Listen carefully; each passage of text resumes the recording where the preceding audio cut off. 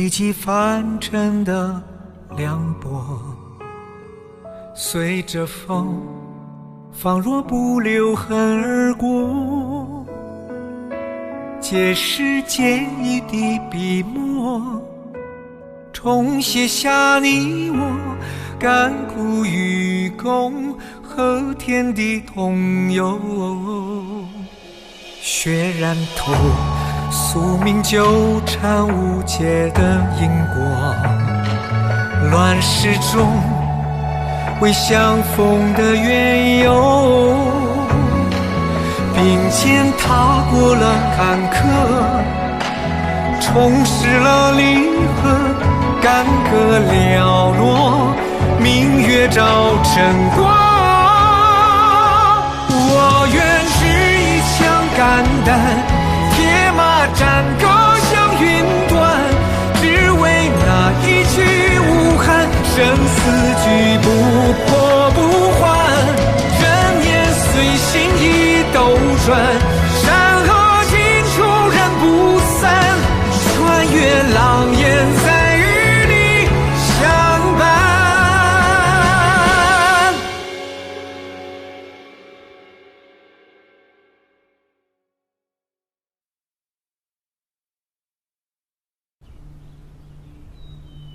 臣谢陛下全权爱护之情，可臣的名誉是小事，两国再起战火，生灵涂炭，才是大罪过。臣请旨主持查案，定在10日之内将失火案查个水落石出。10日之内若是查不出来呢？那便请陛下追究臣致和谈失败，使两国兵戈再起之责。你可知说这话的后果？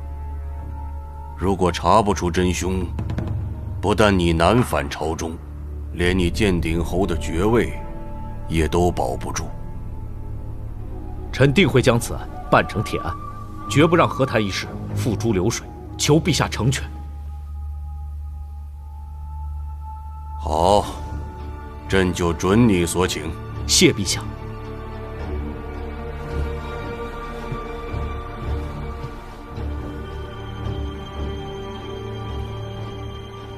别让朕失望。陛下，臣还有一事想求陛下允准。说。臣那名刚收的婢女曾与刺客短暂接触过，臣想在查案时将她带在身边，或许能发现有用的线索。这种小事朕也管，你想累死朕吗？谢陛下。去吧。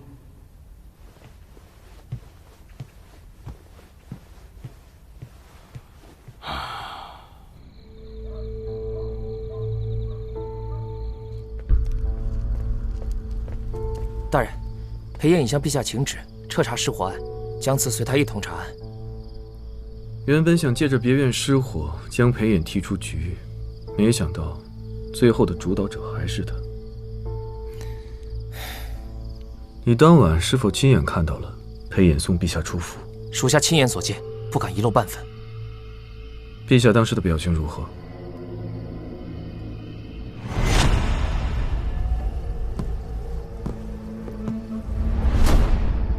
神色很是复杂，但是没有怒意。在府里，陛下都见过谁？应该是荣国夫人。荣国夫人？对。姜慈在吗？在。那就对了。陛下夜访，臣子遗孀，万万不能走漏风声。裴衍如果够聪明，当晚就应该要了那个丫头的性命。裴衍带着姜慈查案，是在和陛下谈条件，保姜慈的命。这是要假戏真做了。哦，对了，大人，评书来报，那姜慈乃是梁安姜家村的人，大人打算如何处置他？原本杀了也就杀了，但现在看来，倒还有些用处。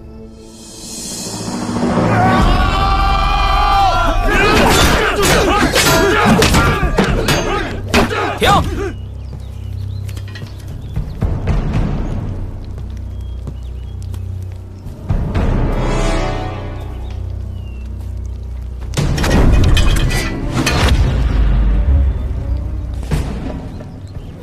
光明卫是守护陛下的最后一道防线，是这世上最锋利的一把刀。这把刀不应该包裹在华丽绵柔的丝绸里，更不应该退缩。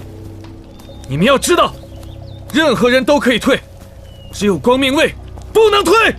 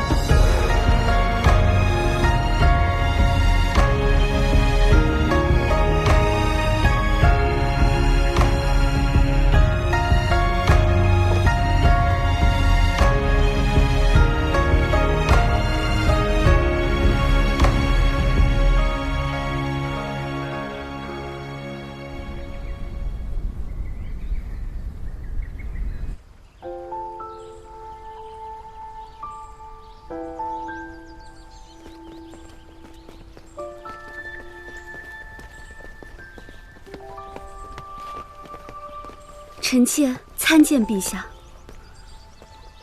起来吧。谢陛下。哟，怎么升了位分，反而不高兴了？臣妾有幸得到陛下恩宠，怎会不愿？可陛下对臣妾越好，臣妾就越会想起自己失散在外的弟弟。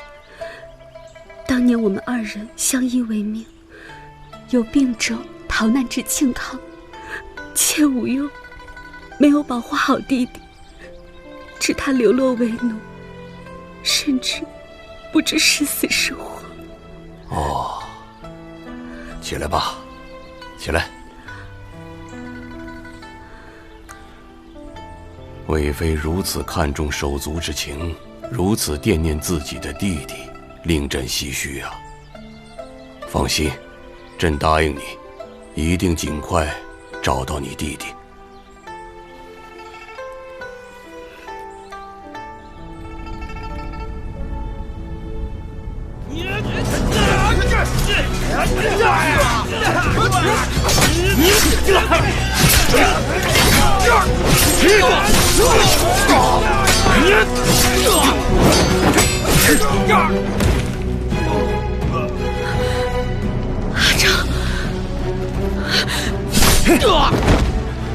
阿昭，阿昭！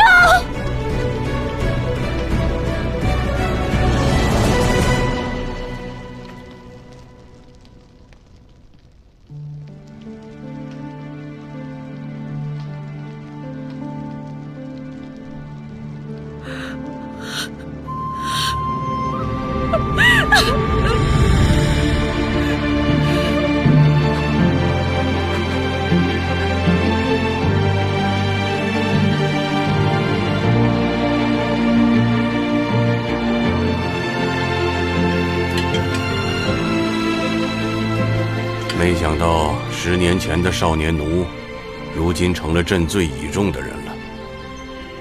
魏指挥使就是再能干，那也是陛下心存仁慈，还特意将他留在身边栽培的呀。滕瑞一案关系重大，裴衍又是戴罪查案，得有个镇得住场子的人。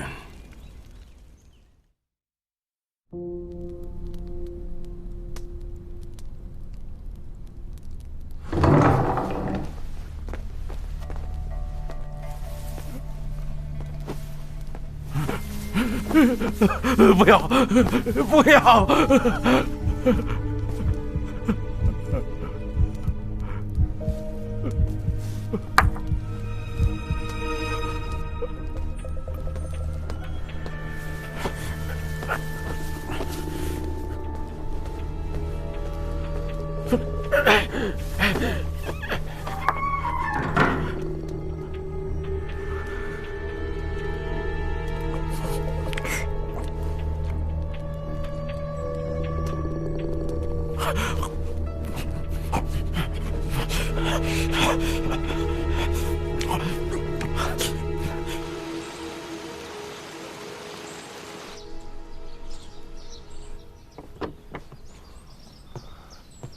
侯爷，你看，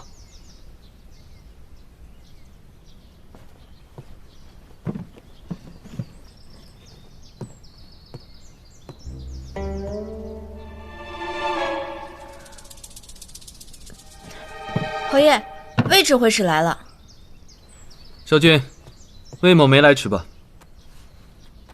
来得正好。魏某真是没想到啊，少君对宠婢真是宠啊，你说是吧？即使查案，难免有个想不通的时候。婢子灵巧，适时奉个茶，也能舒缓下疲惫。那少君有什么发现？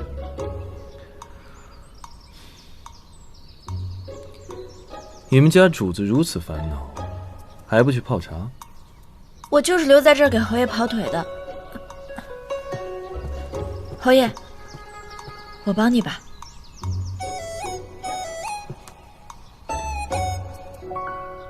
从现场的情况来看，刑部勘验没有纰漏，起火点也的确是从这里的帐幔开始。当晚虚使者滕瑞正在吃烤全羊，侍女还送了消食的茶水给他。快去，猛壶酒来！他还让侍女去多温几壶酒送来。而到了戌时3刻，救我！滕瑞的房间就突然起了大火。给滕瑞烤羊肉的人，底细查明了吗？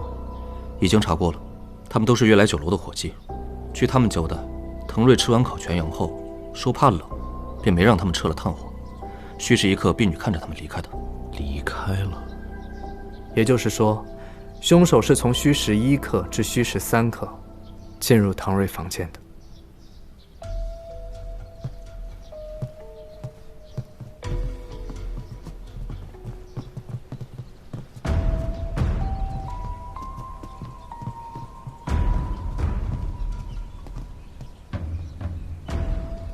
难道真的是意外？别院是为森也，凶手若要在不被任何人发现的情况下进入，几乎是不可能的。若是从寿宴上，趁着人多眼杂，找个机会混进去，倒也不是不可能。三郎觉得呢？从戌时1刻到3刻，寿宴上的人应该相互之间可以证明，就能排除不少人了。可是我听说，戌时1刻，三郎离席了一会儿，直到戌时2刻才回来，期间一直没人看到你。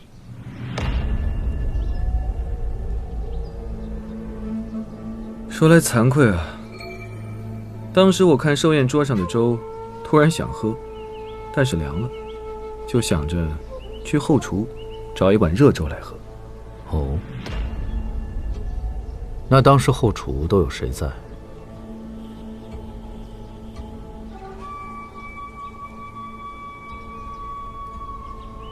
小慈，江姑娘的手艺确实不错。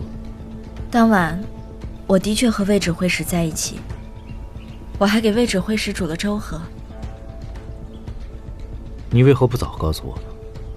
是奴婢考虑不周，还望侯爷恕罪。少君就不要怪江姑娘了，一定是魏某在外面的名声太臭，把江姑娘吓着了。三郎勿要见怪。无妨，少君也是奉命查案，当然要把一切都调查清楚了。必是不能放过任何细节。安城，下令彻查别院方圆10里的地狱。是。侯爷，侯爷，您看这些。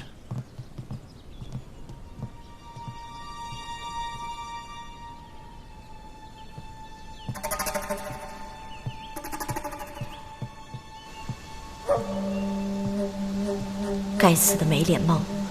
我若是能帮侯爷捉住他，必有机会拿回小泥猫。若是没脸猫是通过我给他的腾瑞日常记录下手，其中涉及到的地方，说不定会留有线索。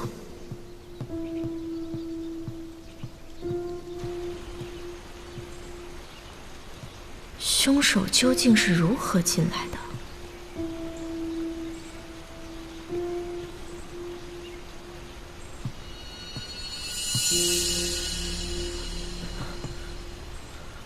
阴魂不散。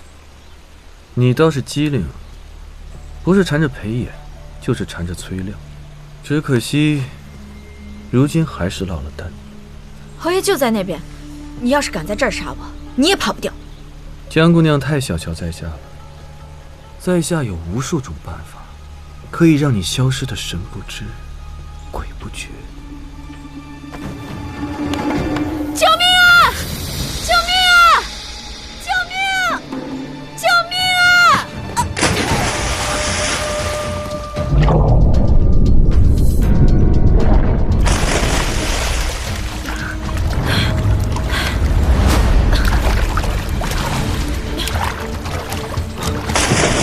小慈，小慈，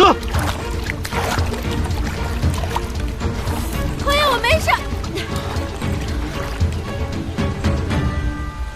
魏指挥使，三郎，魏指挥使，三郎，魏指挥使，三郎，你醒醒啊，魏指挥使，魏指挥使。三郎，来，我去准备一些汤药。三郎，到底怎么了？惭愧，我本来是来这里查线索的，但一不留神掉入了水中。多亏江姑娘救了我。我刚刚呼救来着，可是没有人听到，就自己跳下水救人了。少娟，今日我恐怕不能再继续查下去了。安城，带魏指挥使换上干净的衣服。三郎，快回去休息吧。好。来。江姑娘救命之恩，在下没齿难忘。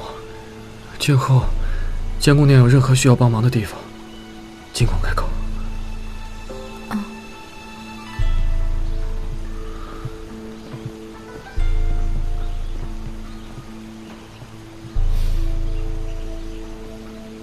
小慈，没事吧？话说，你怎么会和三郎在一起？香猫碰见死耗子了吧？小心着凉，快回去换身衣服吧。是。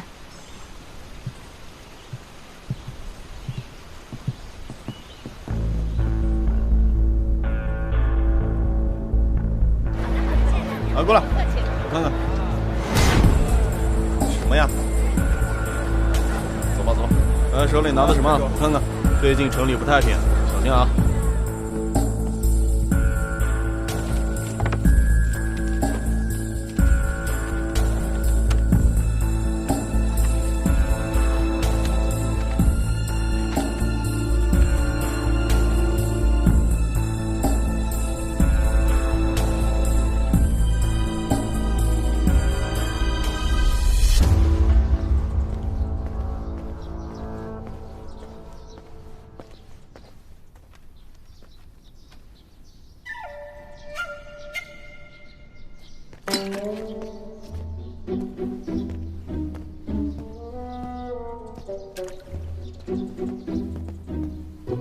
三郎来了。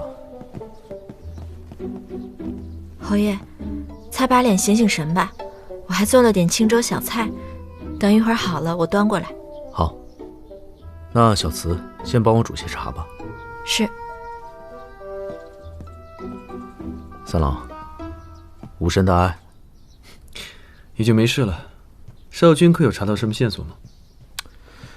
刺客若想刺杀滕瑞，无非是两种进入别院的方法：一，乔装打扮，想方设法混进去。可我们排查了当晚所有正常出入别院的人，并无可疑。那另一种呢？那就是武功极高，能以轻功越过层层防守而不被发现。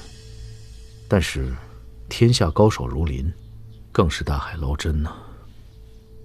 我认为还有一种可能。哦，借力打力，自相残杀。莫非三郎是在说雷震？我呢，不像少君，正人君子。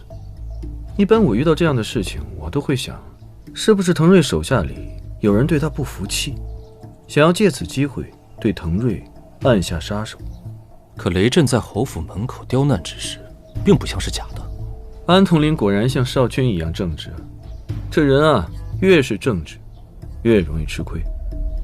愿闻其详。陛下让少君调查案件的真相，真相固然重要，可就算少君费尽千辛万苦找到了真凶，那又如何呢？只要这凶手是良人，梁魏两国的战事必会再起。真相之后的局面，才是我们更应该小心的事情。三郎的意思是，此案的重点，并不在找出杀害滕瑞的真凶，而是如何阻止梁魏两国开战。只有凶手是大梁之外的人，甚至是魏人，此事才能够平息下来。我明白三郎的苦心和深意，但是既然我受命调查此案，就绝不能暗中作假，罔顾真相。侯爷说的对，这世上黑就是黑，白就是白，不能随意糊弄。你好好看水，小心烫着。我只不过是随口说出了心中的怀疑，这一切还需由少君来定夺。我倒是有一个怀疑对象。月落，萧无暇。萧无暇？萧无暇是谁？萧无暇是前月落城主萧海天之子，暂时下落不明。月落受制于我们大梁20载，如今有这般本事的人，怕是只有他。这凶手如果是月落人，那的确可以堵上魏人的嘴。莫非他真是月落人？须得探探他的底。怎么了？没事吧？有没有烫到？哦，我没事，我做的清粥小菜应该好了，我端过来，大家先吃点早饭吧。也好。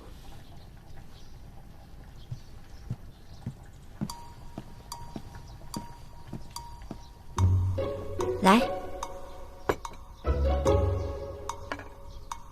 这是我的拿手小粥，看看味道如何。侯爷，小慈，我从未喝过如此甘甜又香醇的粥。口齿留香，果然回味无穷，手艺不错。我给这粥还起了个名字，叫不苦粥。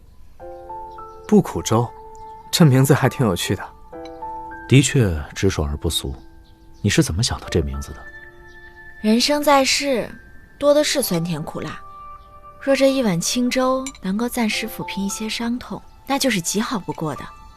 魏指挥使，不知你觉得这粥味道如何？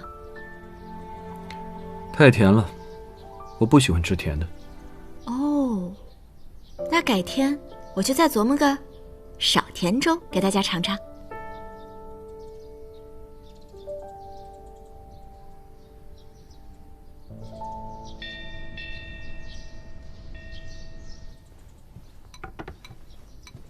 少君，恕我直言，我们商讨的再多也都是猜想，毫无真凭实据啊。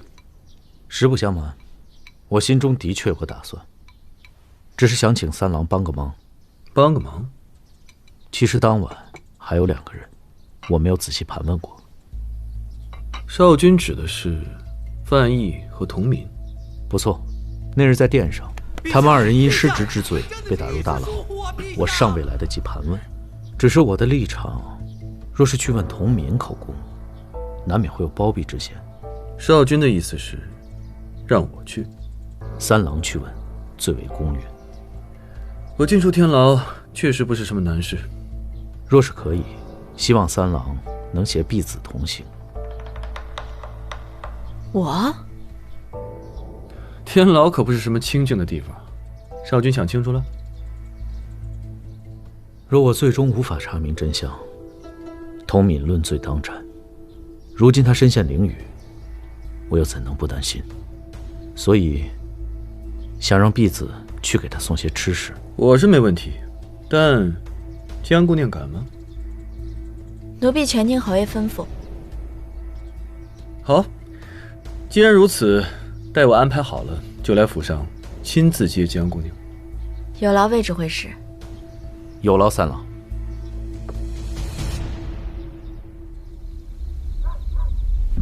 属下不明，侯爷为何让江姑娘去见童敏？事关重大，若传递消息有误，岂不会影响破案？三郎的嫌疑尚未排除。侯爷故意让江姑娘和魏指挥使独行，是为了试探魏指挥使。可滕瑞出事那时，魏指挥使正在宴席之上，恐怕分身乏术。若真凶确实以轻功越过层层防守而不被发现，那必是武功极高。整个庆康有此功力者寥寥无几，更何况三郎的计谋不在我之下。此番事关重大，还是小心求证为好。侯爷打算如何求证？明日你伺机留他们二人独处，暗中观察，看看是否有异动。若试过三郎毫无嫌疑，日后方可放心合作。另外，保护好小慈。是。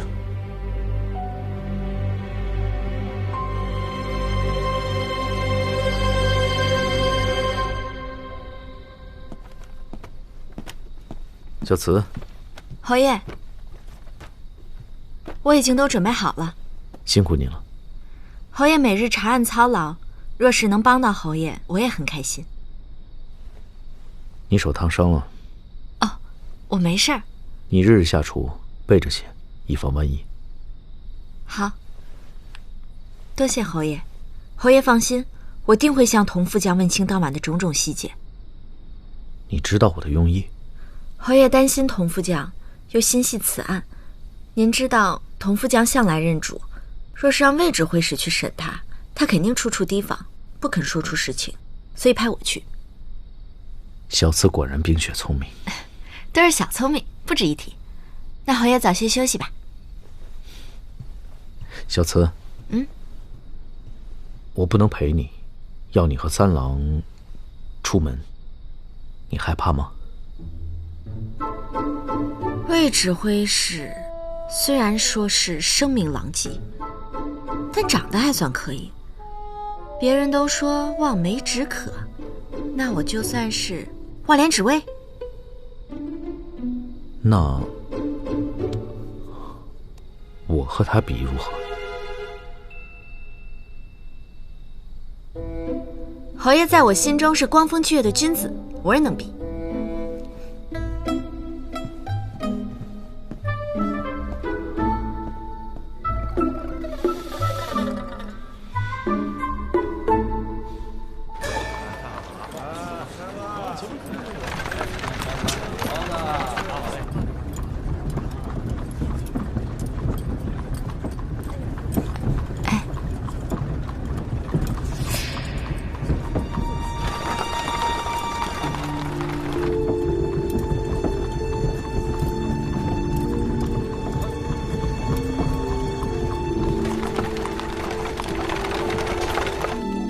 大人，未得申请者，不得入内。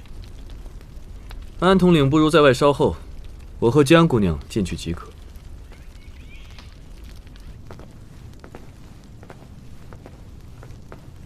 刚刚在车上，你反应倒挺快。要不是因为你，我哪去这般偷偷摸摸？是谁偷偷摸摸溜进了芳林院？我记得好像你还摸了壶酒。我活该，我认了。倒是你，犯了那么多杀孽，迟早遭报应。我可救了你一命，你要恩将仇报？你是我的人，我怎么会恩将仇报呢？我呸！谁是你的人？你认定我是凶手，那你倒好好说说，案发当时我明明就在你的面前，怎么去别院杀人？你有那么多手下，当然可以指使他们。别院守卫森严，密不透风，只有武功高强的人才有可能进入，这可是你的侯爷亲口说的。我的那些手下，你都见识过他们的身手，你说说，谁有这个本事？更何况，我已经给裴炎指了一条明路，是他不肯走。侯爷才不像你那么卑鄙，指鹿为马。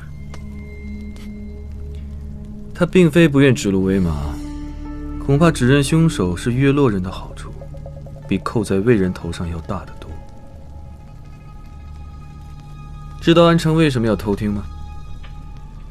因为裴炎根本就不相信我，也不相信你。如果我的身份被揭露了，你也一样。到时候裴炎会对你彻底的失望，只怕……说的好像我信你又信他似的。你们走你们的阳关道，我走我的独木桥，我们从来就不是一路人。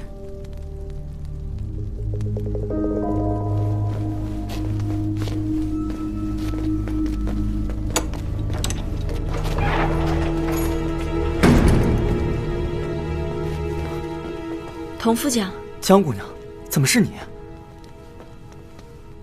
我奉侯爷之命来给你送些吃食。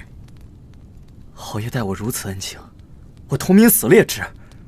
童副将，我们现在正在调查此案，我要你把当晚发生的事，事无遗漏的全都告诉我，我会一五一十的转告给侯爷，他定会救你出去。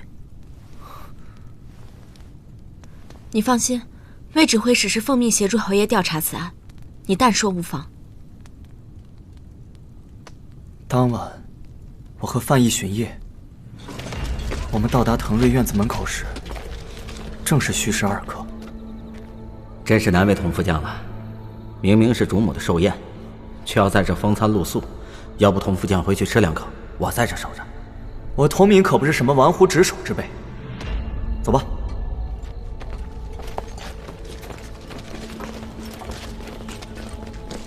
禀童副将，一切正常。这滕大人还真是有胃口，不去吃席，原来在这自己开小灶。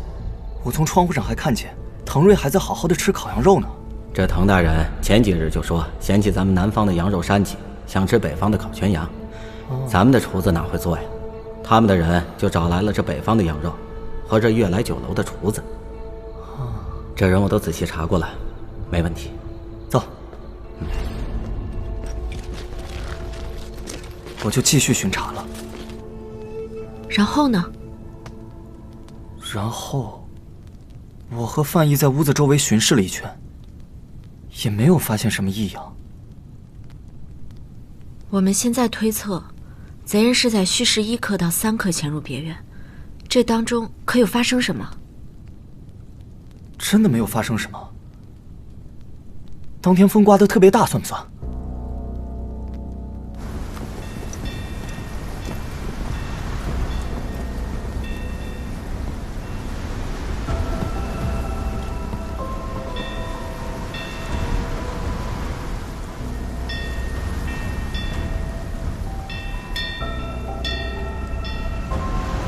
童副将，这里风太大了，我们去别的地方巡视吧。啊！我和范毅走到屋后时，北风刮得紧，他很快就将我拉走了。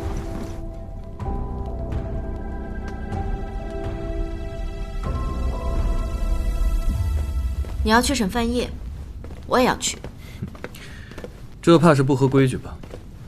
你要是不让我去，我回去就告诉侯爷，范毅就是你安排的人。怎么，不敢带我去啊？你倒是学得有模有样啊！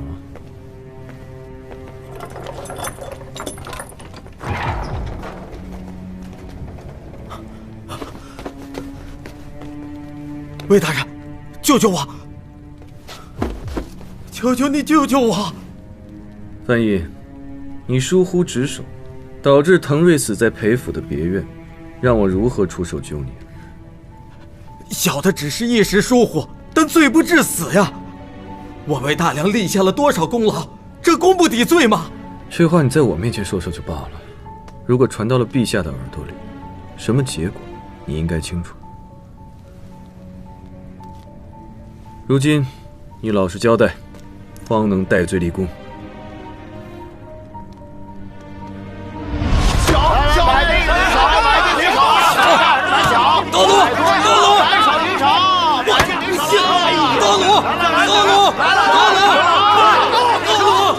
范统领，这3万金不知道统领什么时候可以还？我只欠你们3000金。3000？你当我们是开善堂的？哪家钱庄不收利息啊？我可是在朝廷为官，你们敢勒索我？范统领，既然你也清楚，你是戴乌纱帽之人，若这事闹大了，受影响的人是谁？想必你该清楚，不如帮我等一个小忙。我真的什么都不知道。当晚，所有的一切都是按照程序查验巡检，并无任何异常啊！我真的不知道这刺客到底是如何潜入的。范毅，你从军这么多年，怎么能犯如此低级的错误呢？难道在你的背后有人暗中指使你？你可知道勾结刺客是要五马分尸、诛灭九族的？没有，我没有勾结刺客。魏大人，看在你我多年同僚，都是为陛下效力的份上，求求你替我向陛下求情开恩呐！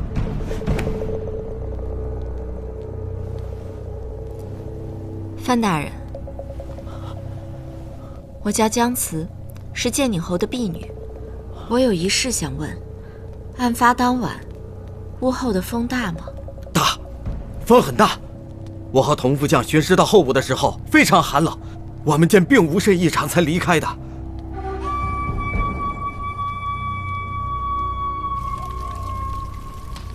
江姑娘，童敏如何？童副将一切都好，你放心吧。我好不容易出来一次，想去集市转一转，正好可以买点食材给侯爷补补身体。他日夜查案，着实辛苦。江姑娘体贴侯爷，实属难得，我陪江姑娘一起。那魏指挥使无碍。既然我答应了少君，要把江姑娘完璧归赵，自然是不能先行离开了。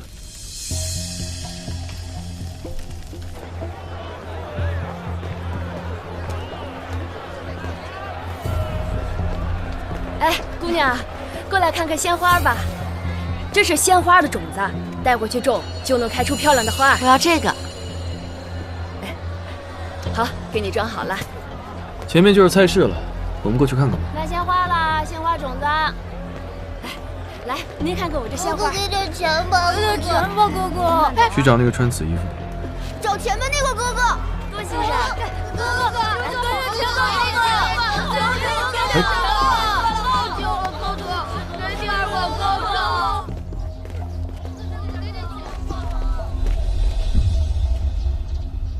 你不会对安城怎么样吧？我还没有蠢到光天化日之下当街行凶。说吧，找我什么事？你是月落人？月落人。我那天做了一碗不苦粥，只有你喝出来味道不一样。我只是说我不爱吃甜的。你说的是太甜了，而且是顺着侯爷和崔大哥说的。你说的太甜，其实就是不够涩。是吗？不苦粥初尝香甜醇厚，再尝苦涩入喉，滋味回甘。它有这种奇特的口感，是因为里面有一道涩中带甜的灵鹫花。这种花只在月落才有，不苦粥亦是。在这世上，知道不苦粥并且尝过它正宗味道的人，恐怕是寥寥无几。只是一碗粥而已。可那日在树上，你明明要对我痛下杀手，你看到月落游记之后就晃了神，事后你还有意无意地向我提起过月落。还有呢？月落人，天生面容俊秀，莲儿是，你也是。所以你就故意说那碗粥是你研制的，想当我揭穿你？我在赌。赌什么？赌你是有家不可归的游子。游子在外，思乡之情总是难以安放。但是你心房太重了，让我找到蛛丝马迹太难了。所以呢，我就只能用一道家乡小菜来试你，哪怕只能勾出你的一丝恻隐动容就够了。就算我是月落人，你又能怎么样呢？你把小泥猫还给我呀，不然我就告诉侯爷，你怎么都跑不了。是吗？若是我告诉你，我有个3长2短的话，江家村的人也要为我陪葬，你信吗？被我说中了。你以为用他们就能要挟到我？从小他们就骂我是野丫头，天天对我冷眼相待，还用小石头砸我，我恨都恨死了。我还能顾得上他们的死活？但是我本来就是局外人，我也犯不着给你撕个鱼死网破。这样，你把小泥猫还给我。我说过的，山隐隐，水迢迢，我保证跟你不再相见，我也不再坏你的事。姜慈，不是我要故意为难你，我们各为其主，你有你想去的地方，我也有我想做的事情。你还有主子？谁啊？他比我还心狠手辣，你还是不知道的好。是侯爷说的萧无暇？你不是萧无暇？你既然这么熟悉不苦粥，也应该知道，不苦粥只不过是一个民间的小吃，萧无暇可是月落的少主，他怎么会在街头吃这种下等东西？又怎么会因为一碗粥勾起他的思乡之情？那当晚进入别院行凶的人也是他？不该问的问题你就不要问了，我只能告诉你，我没有去过别院，更没有杀人。可侯爷还是会怀疑到你身上。只要裴衍相信你，就会相信我。什么意思？只要裴衍相信你不会背叛他、欺骗他，那让你毫无畏惧、自然相处的我，也就没有任何问题了。不过依我看，江姑娘应该不舍得再欺骗他了吧？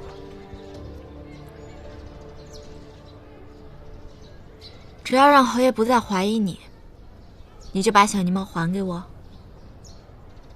当然。好，一言为定。以后你若有事情不方便交谈，可以比个月亮，到时候我自会找个地方与你相见。我干完这票就给你2清了，也没什么跟你说的。好。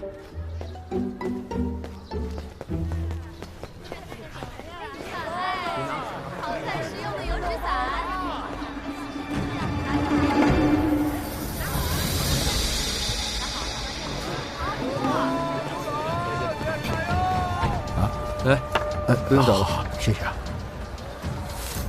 你给我装这菜干什么？监视我们的人已经回来了。安统领，他什么时候跟上来的？只要我们一日没有摆平裴衍，这种情况恐怕还会有很多次。不过也好，安城汇报的，他会更信。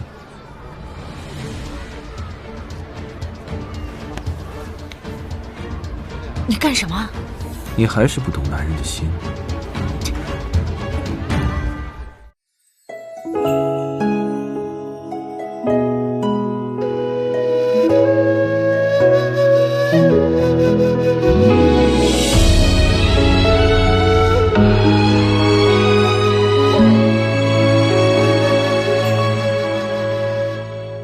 写一颗红豆，追一段相思于心间。花开如尘缘，深情难退却，总相恋。这一味之缘，随清风摇尽入寒眠。有梦共婵娟，一生一经年，仍并肩。情之所钟，日升月落，念念不忘你的